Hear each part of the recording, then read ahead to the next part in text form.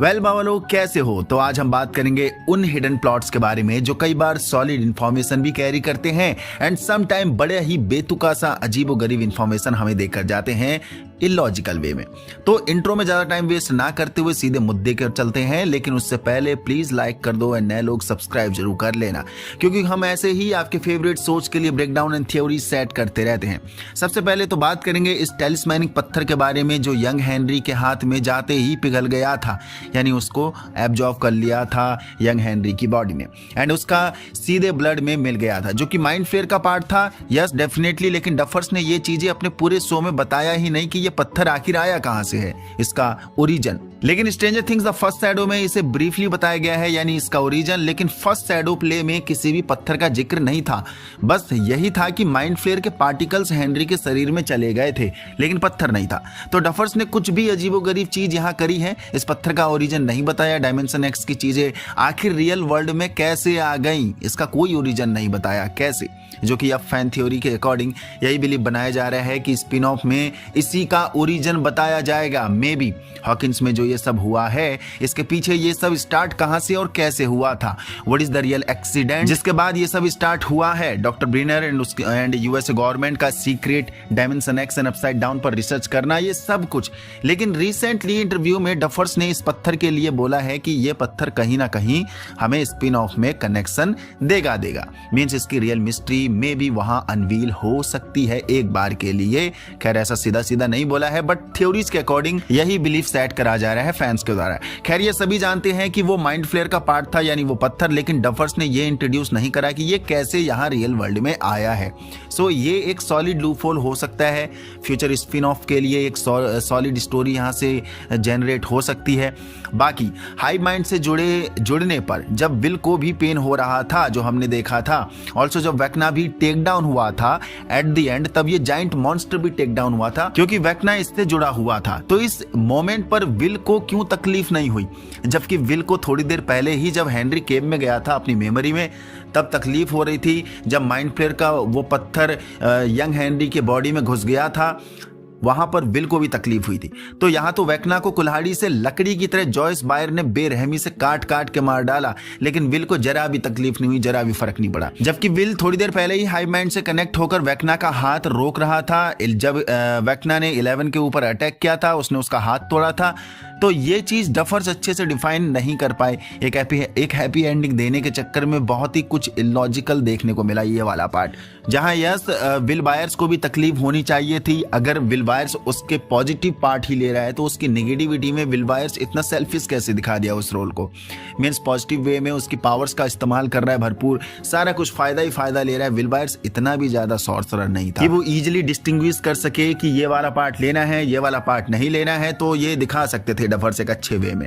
Also Joyce उसी Henry krill को उर्फ वेक्ना को मार रही थी जब वो हाई स्कूल में उसी हेनरी क्रील के साथ पढ़ रहे थे। ये लोग साथ में हॉपर भी था, लेकिन हेनरी को इन दोनों के अलावा ये बच्चे सभी जानते थे, ज्यादा जानते थे बल्कि। जबकि खुद डफर्स ने भी हाई स्कूल का पास्ट कनेक्ट किया है हेनरी की मेमोरी में, एंड उसी के पास्ट के थ्रू वो मैक्स, 11 एंड काली उसके घर में गए थे जब उन्हीं सभी बच्चों को छुड़ाना था, एंड वहां पर डायमेंशन एक्स का वो ठहराव हुआ था। देन उसके बाद जब हेनरी को वहां से हटा दिया था उन सभी 12 बच्चों से, फिर भी जॉयस को कोई भी मेमोरी नहीं है हेनरी से रिलेटेड कि हाई स्कूल में वो लोग साथ थे या नहीं थे। जबकि Stranger Things First Shadow stage play में ये दिखाया गया है कि Hopper and Joyce high school के टाइम पर एक मोमेंट पर ये तीनों एक प्रोजेक्ट या एक्टिविटी में साथ थे किसी ऐसे मोमेंट पर, एंड काफी अच्छे मोमेंट के लिए साथ थे हेनरी के साथ। उसके बाद भी डफर्स का ये एंगल जॉयस के लिए बिल्कुल अनजान था, वो लोग हेनरी को जान ही नहीं पाए। लेकिन इतना ही नहीं है, हेनरी ने भी ना जॉयस को पहचाना ना हॉपर को पहचाना।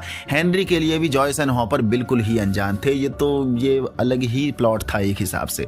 बाकी डफर्स ने ये भी इंट्रोड्यूस नहीं किया कि वेक्ना को 12 बच्चे ही क्यों चाहिए थे, 12 बच्चे की आखिर क्या ही थ्योरी थी उसके पास। ठीक है, हमने देखा उन्हीं 12 बच्चों की मदद से वो पूरे डायमेंशन एक्स को नीचे ला रहा था, यस, जो हॉकिंस से मर्ज करने वाला था। लेकिन वाई 12 और कोई क्यों नहीं, 12 से ज़्यादा क्यों नहीं, 12 से कम क्यों नहीं। देखो फैन थ्योरीज के अकॉर्डिंग इसके पीछे यही बन रही है कि वो जीसस क्राइस्ट वाली थ्योरी भी हो सकती है, क्योंकि जीसस के भी 12 डिसाइपल थे जो उनकी सेवा करते थे। ऑल्सो यूनिवर्सल लॉ के हिसाब से देखे ये टाइम थ्योरी ये सभी कनेक्ट करा गया होगा कि 12 घंटे होते हैं। सो एक time balance and natural balance काम बनाने के लिए या फिर यहाँ पर ये चीज़ काम कर रही होगी अकॉर्डिंग टू 12 किड्स। बट एक चीज़ आपने नोटिस करी होगी, जब डॉक्टर ब्रेनर हेनरी के ब्लड से 11 एंड बाकी के बच्चों पर रिसर्च कर रहा था, उसके जरिए उन्होंने ये सारे सुपर किड बनाए थे, तब उसके पास 12 से ज़्यादा बच्चे थे, अराउंड 15, एंड इन सभी को हेनरी ने मार दिया था। ये चीज़ स्टिल मिस्ट्री है कि क्यों हेनरी ने सभी को मार दिया था और 11 को ही क्यों छोड़ा, जबकि 11 ने ही उसके घोड़े लगाए एट द एंड। वरना ये प्लॉट ऐसे भी जा सकता था कि उसके लिए तो और आसान हो जाता, सभी बच्चे जो स्पेशल एबिलिटीज वाले थे एंड इनकी मदद से वो अपना मंसूबा और आसानी से पूरा कर सकता था, इनको इजीली ब्रेन वॉश कर देता, क्योंकि वो सभी बच्चे ही थे। हेनरी जिसके पास काफ़ी अल्टीमेट पावर थी, तो वो आसानी से इनको मैनिपुलेट कर सकता था। जो काम उसने यहाँ किया है वो काम वो बहुत पहले कर सकता था। बट आई डोंट नो, ये चीज़ अभी भी मिस्ट्री है। सो मे बी डॉक्टर ब्रीनर भी कहीं ना कहीं ये प्रैक्टिस कर रहा होगा, मीन्स डायमेंशन एक्स पर जाने की कोशिश या फिर उसे लाने की नीचे कोशिश, इन सभी बच्चों की मदद से जिसपे वो रिसर्च कर रहा था हेनरी के ब्लड से। एंड वहाँ हेनरी ने एक फेलियर नोटिस करा होगा डॉक्टर ब्रीनर के लिए उन 15 बच्चों में, तभी शायद उसने उन्हें मारा होगा कि ये मे बी ऐसा कुछ, ये सिर्फ थ्योरी है। जिसके बाद उसने इस बार ना 15 बच्चे नहीं लिए, सिर्फ 12 बच्चे ही लिए। तो ये एक अनसॉल्व प्लॉट है जिसके बारे में डफर्स बता सकते थे बट नहीं बताया। बाकी मुझे ये चीज अभी तक समझ में नहीं आई, जो सीजन 4 के एंड में जो 4 टाइम्स रिचुअल कंप्लीट हुआ था, जिसके बाद हॉकिंस धुआं हो चुका था, आखिर उस सब प्लॉट का क्या ही मतलब था। वेकना का असली मोटिव था डायमेंशन एक्स को हॉकिंस से जोड़ने का, एक नए वर्ल्ड में राज करने का, लेकिन वो 4 टाइम्स रिचुअल कहीं से कहीं तक डायमेंशन एक्स को बूस्ट नहीं कर रहा था, कनेक्शन नहीं दे रहा था। कोई कनेक्शन उस रिचुअल का दिखा ही नहीं डायमेंशन एक्स के साथ। ऑल्सो वो ओल्ड वुडन क्लॉक का भी कोई कनेक्शन नहीं दिखा, जो पूरे सीजन 4 पर टिक टिक करके हर बार शिकार को मारते वक्त चल रही थी, एंड हम सभी को बार बार शिकार के साथ साथ ही जो मरने वाला था उसके साथ साथ हमें भी हॉन्ट कर रही थी। तो वेकना करना ही क्या चाहता था? वो खुद इतना डिस्ट्रैक्टेड था या कंफ्यूज था? जब वर्म होल स्टार्टिंग से ही बना हुआ था तो वेकना का इसी पर काम करना चाहिए था, यानी पूरा फोकस यहीं पर रखना चाहिए था, क्योंकि वर्म होल ऑलरेडी एग्जिस्टेड था। सो डायमेंशन एक्स को वो और भी जल्दी ला सकता था नीचे, या फिर ये हो सकता है कि 4 टाइम्स रिचुअल कंप्लीट करने के बाद वेकना ने डायमेंशन एक्स को ढूंढ लिया होगा, मतलब असली रास्ता जो वहां पर एक्चुअली जा सकता हो। तभी वो माइंड फ्लेयर का स्मोक कहते भी नजर आया था हमें इसी पार्ट में कि मुझे ढूंढो। जब वो यंग हेनरी के हाथ में वो पत्थर जाता है, उसे एब्जॉर्ब करता है, वो पत्थर हेनरी जो एब्जॉर्ब करता है उसके बाद। एंड 4 टाइम्स रिचुअल शायद इसी के लिए होगा। बाकी एंडिंग में हमने देखा सब कुछ खुशहाल जीवन जीने लग गए थे हमारे सारे फेवरेट कैरेक्टर, जबकि डॉक्टर के एंड उसके सोल्जर्स इन सभी के पीछे कुत्ते बिल्ली की तरह हाथ धोकर पड़े हुए थे पूरे सीजन 4 से सीजन 5 तक। लेकिन उसके बाद भी कोई भी बंदा अरेस्ट नहीं देखने को मिला है, जबकि सीधे यूएसए गवर्नमेंट से पंगा लिया था इन्होंने। देखा जाए तो इन सभी की वजह से 11 उनके हाथ से निकल गई, यानी डॉक्टर के हाथ से निकल गई। फिर भी डॉक्टर के ने इन सभी को अरेस्ट नहीं किया, बल्कि इन्हें खुशहाल लाइफ जीने दे रही हैं। तो may be at the end doctor के एंड इन सभी के बीच में एक एग्रीमेंट हो गया होगा कि हम लोग अपना मुंह बंद करके रखेंगे, यानी हमारी फेवरेट कैरेक्टर्स मींस गवर्नमेंट का जो इलीगल एक्सपेरिमेंट हॉकिंस लैब में चल रहा था, जिसके बाद ये डायमेंशन एक्स वर्म होल, जिसकी वजह से ये पूरी दुनिया खत्म हो जाती, सारे लोग मारे जाने वाले थे, क्योंकि डॉक्टर ब्रीनर वर्म होल के according upside down and dimension x पर रिसर्च कर रहा था। जो हमने डॉक्टर ब्रीनर की डायरी के द्वारा ये सब पता भी चला है, अपसाइड डाउन में उसी हॉकिंस लैब में डॉक्टर ब्रीनर की डायरी देखने को मिली है। ऑल्सो वो डायरी एट दी एंड कहाँ गई? क्या स्टिल वो डस्टिन के पास है? इसका भी जवाब नहीं मिला है। सो मे बी यहाँ एक एग्रीमेंट हुआ होगा हमारे फेवरेट कैरेक्टर्स के बीच में कि हम अपना मुंह नहीं खोलेंगे और हमें अपना फ्रीडम चाहिए होगा। So back to the diary. Diary का क्या हुआ? अगर डस्टिन के पास वो डायरी है तो डस्टिन उस डायरी को जानने के लिए रुकेगा नहीं, क्योंकि डस्टिन बहुत क्यूरियस किड है जो हम देख भी चुके हैं। एंड आगे जाकर डस्टिन कुछ ऐसी चीज रिसर्च कर लेगा डायमेंशन एक्स के बारे में उस डायरी की मदद से, जहां से वो अकॉर्डिंग टू डायरी दोबारा से वर्म होल क्रिएट करने में भी सफल हो जाएगा। नॉलेज उसको मिल जाएगी, लेकिन वो बनाएगा नहीं। बट नेटफ्लिक्स के पास ये लूप होल सॉलिड है यहाँ से न्यू स्टोरी स्टार्ट करने के लिए, कि वो डायरी फिर मे भी किसी ऐसे के हाथ में चले जाएगी जहां से फिर एक और नई कहानी देखने को मिलेगी, जो कि हमें डफर्स ने बताया भी है कि स्पिन ऑफ में new location, new story and new characters देखने को मिलेंगे, जिसे बिहाइंड द सीन पता होगा ये सब की हॉकिंस में ये सब चल रहा था। एंड यस, उस डायरी की मदद से ये चीज़ दोबारा से कंटिन्यू करी जा सकती है। तो ये एक प्लॉट हो सकता है सॉलिड स्टार्ट के लिए।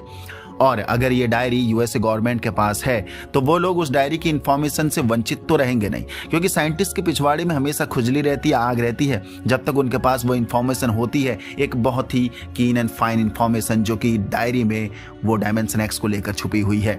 तो यहाँ से भी एक और स्पिन ऑफ के लिए सॉलिड लूप होल है कि अगेन यूएसए गवर्नमेंट ने वर्म होल क्रिएट कर दिया इन द न्यू लोकेशन।